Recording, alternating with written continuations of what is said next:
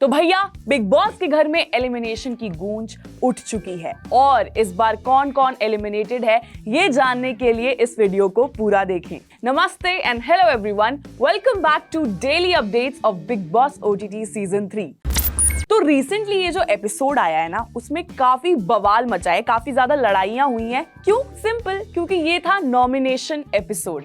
और तो और इस चीज को और ज्यादा इंटरेस्टिंग बनाने के लिए बिग बॉस के मेकर्स ने इस बार ओपन एलिमिनेशंस रखे, जिसका मतलब था कि कंटेस्टेंट्स को पेड़ के आगे जाकर अपना नाम देना था जिसे वो नॉमिनेट करना चाहते हैं घर से, और वो नाम सबके आगे रिवील हो गए तुरंत ही। बस भाई फिर क्या था, लोग अपना नाम एलिमिनेशन के लिए सुनकर ज्यादा खुश नहीं थे और उनमें से सबसे पहला नाम था अरमान का। अरमान जो कि काफी अच्छा खेल रहे हैं डिस्पाइट द फैक्ट कि उन्हें काफी ज्यादा बैकलैश सहना पड़ रहा है कि वो दो बीवियां लेकर घर पर आए हैं, लेकिन इनको भी इस हफ्ते के लिए नॉमिनेट कर दिया गया है क्योंकि काफी लोगों ने इनका नाम लिया है। तो टर्न्स आउट कि इनकी ओवर स्मार्टनेस ज्यादा इनके काम में नहीं आ रही है, क्योंकि फाइनली लोगों को ये थोड़ा चुभने लगे हैं। साथ ही लोगों को ये लग रहा है कि क्योंकि इनके दो घर वाले घर के अंदर हैं, इनके पास एक बहुत ही बड़ा एडेड एडवांटेज है। साथ ही एक और चीज जो मेरे नोटिस में आई वो ये थी कि कैसे रील्स और इंस्टाग्राम पर भले ही इनका एक ये सीन वायरल हो रहा है,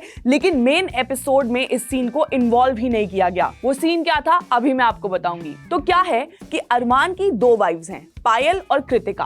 पायल फर्स्ट वाइफ होने के कारण काफी ज्यादा सपोर्टिव दिखती हैं अरमान की तरफ, ये कहते हुए कि उन्हें कृतिका से कोई प्रॉब्लम नहीं है। और जो लोग नहीं जानते, इस कपल की बैक स्टोरी ये है कि पायल और अरमान कुछ टाइम के लिए मैरिड थे, जहां पायल अपना पूरा घर संसार छोड़कर अरमान के पास आ गई थी। इनके पास एक छोटा सा बच्चा भी है जिसका नाम चीकू है, लेकिन कृतिका जो पायल की एक फ्रेंड थी, उनके साथ प्यार होने के बाद अरमान ने कृतिका से भी शादी कर ली और पायल को बिना बताए उन्होंने उनकी बेस्ट फ्रेंड कृतिका से शादी कर ली। और जब ये चीजें हुई तो इन लोगों के बीच में काफी ज्यादा अनबन हुई, सोसाइटी ने काफी तरह की चीजें बोली इन्हें, लेकिन इन दी एंड पायल ने ये इस एपिसोड में कंफर्म किया है कि उनके पास कोई चारा नहीं था, क्योंकि ना उनके पास कोई फाइनेंशियल सिक्योरिटी थी और उनके पास बच्चे की भी जिम्मेदारी थी।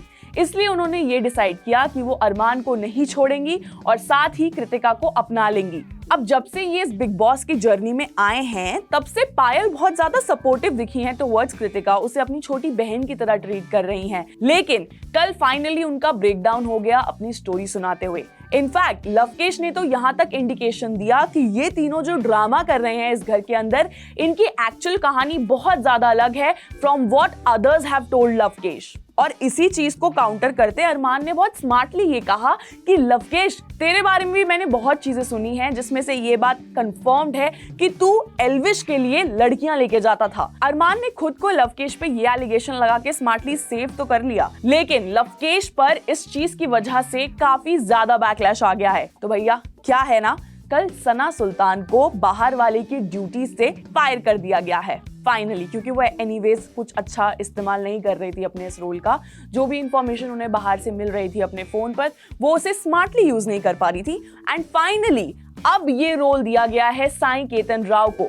और इस टिप में बिग बॉस ने ये लिखा था कि बाहर लवकेश को लोग एल्विश 2.0 बोल रहे हैं, टू बी प्रिसाइज जोकर 2.0 बोल रहे हैं, क्योंकि लवकेश पूरी तरह से एल्विश को इस सीजन में कॉपी कर रहे हैं।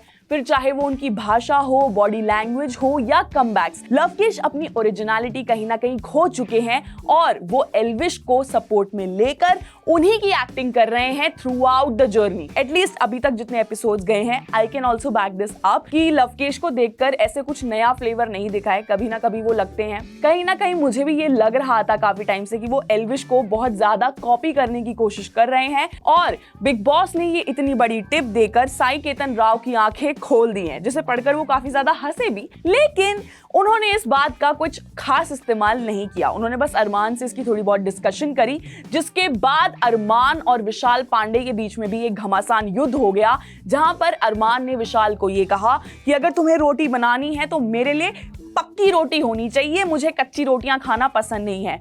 इस केस में Arman was totally wrong I feel, क्योंकि कहीं ना कहीं विशाल की ड्यूटी अगर किचन में है तो अरमान उनसे ये नहीं बोल सकते कि तुझे मेरे लिए रोटी बनानी पड़ेगी, वो भी हाथ जोड़कर। वो बहुत चीज डिसरिस्पेक्टफुल थी एंड आई एम ग्लैड कि विशाल ने अपना स्टैंड लिया, क्योंकि वो तब से लवकेश की परछाई में खेल रहे हैं, लेकिन कल हमें उनका एक इंडिविजुअल पर्सोना देखने का मौका मिला। And thank God Naezy has finally woken up. उनकी जितनी भी बुरी शक्तियां उनके दिमाग को घेरे रखी हैं, वो फाइनली उन चीजों को साइड कर रहे हैं और वो अपना स्टैंड ले रहे हैं। उनका जो मोटिव है वो बहुत ज्यादा सॉर्टेड है, वो दूसरों की लड़ाइयों में नहीं पड़ रहे हैं, लेकिन खुद के खिलाफ वो कोई भी ऊट पटांग चीजें सुनने को तैयार नहीं है। ये चीज तब मैंने रियलाइज करी जब वो शिवानी के आगे अपना स्टैंड लेते नजर आए थे और उन्होंने ये कहा कि शिवानी अगर तेरे को बदतमीजी करनी है तो एक लिमिट से कर, मजाक करना है तो लिमिट से कर, जो कि बिल्कुल सही है। इस वक्त सब घर वाले शिवानी को एक बच्चा कह रहे हैं, ये कह के कि वो सिर्फ 22 साल की है, उसका बैकग्राउंड बहुत अलग है, लेकिन रणवीर शोरे ने इस पे एक बहुत अच्छी बात करी कि हम कोई दहेज में नहीं आए हैं, ये हमारी रिस्पॉन्सिबिलिटी नहीं है कि हम शिवानी को ये बताएं कि किसी से कैसे बात करनी है। शिवानी का पॉलेमी पर ये दिमाग कि तुझ जैसी लड़कियों से मैं वैसी बात नहीं करती वाज वेरी डिसरिस्पेक्टफुल। और जिस तरह से हमारी वड़ा पाव गर्ल यानी कि चंद्रिका दीक्षित गेरा ने अपना एकदम से स्टैंड बदला शिवानी पर ये क्वेश्चन होने पर कि क्या वो सच में एक बच्ची है, दैट वाज वेरी हिपोक्रिटिकल। तो अभी कहीं ना कहीं आई फील सभी घर वाले थोड़ा थोड़ा करके जग रहे हैं। इन लोगों को फाइनली समझ आ रहा है कि गेम कैसे खेलनी है। ऑल्दो साई केतन राव अभी भी काफी स्लो पेस पर हैं, बट आई होप कि ये जो नया बाहर वाला होने का एडवांटेज इन्हें मिला है, ये उसे स्मार्टली यूज करेंगे और साथ ही अपने गेम को स्ट्रॉन्ग करेंगे। और अगर सोसाइटी की बात करें तो अरमान का 2 शादी करने का ये जो डिसीजन था वो टोटली उनका था। वो पहले एक हिंदू थे और उसके बाद उन्होंने मुस्लिम रिलीजन में कन्वर्ट कर लिया, जिसके बाद अब उनकी 2 बीवियां हैं। लेकिन ये तीनों बाहर से जितनी भी चीजें अच्छी दिखा लें, कहीं ना कहीं अंदर पायल बहुत ज्यादा हर्ट है। आपका इन तिगड़ी पर क्या ओपिनियन है मुझे कमेंट सेक्शन में जरूर बताएं। इस बार काफी लोग नॉमिनेटेड हैं, जिसमें शिवानी, अरमान, सना सुल्तान, इन सभी का नाम मौजूद है। तो देखना ये बहुत इंटरेस्टिंग होने वाला है कि आखिर इन लोगों में से कौन बाहर जाएगा। According to me Paulomi should be the one who should be eliminated, क्योंकि उनका जो रोल है और जो पर्सनालिटी है वो अभी तक उतनी स्ट्रॉन्ग निकल कर नहीं आई। भले ही वो बहुत ज्यादा वोकल हैं अपने ओपिनियंस को लेकर, लेकिन कहीं ना कहीं उनकी पर्सनालिटी बाकी लोगों के आगे फीकी पड़ रही है। Even for a matter of fact Shivani is playing very smartly. लेकिन एक और इंसान जो बहुत स्मार्टली खेल रहा है वो है हमारी टैरो कार्ड रीडर मुनीषा, क्योंकि भाई इनको तो कोई नॉमिनेट ही नहीं कर रहा एक्सेप्ट फॉर दीपक कुमार, जिन्हें ये समझ आ चुका है कि मुनीषा बहुत साइलेंट रह के, स्मार्टली रह के अब सबसे अपनी दोस्ती बना रही हैं और खुद को नॉमिनेट होने से बचा रही हैं। सो भैया ये था आपका अपडेट। लास्टली अगर आपको ये वीडियो पसंद आया हो then make sure that you do subscribe to uncut.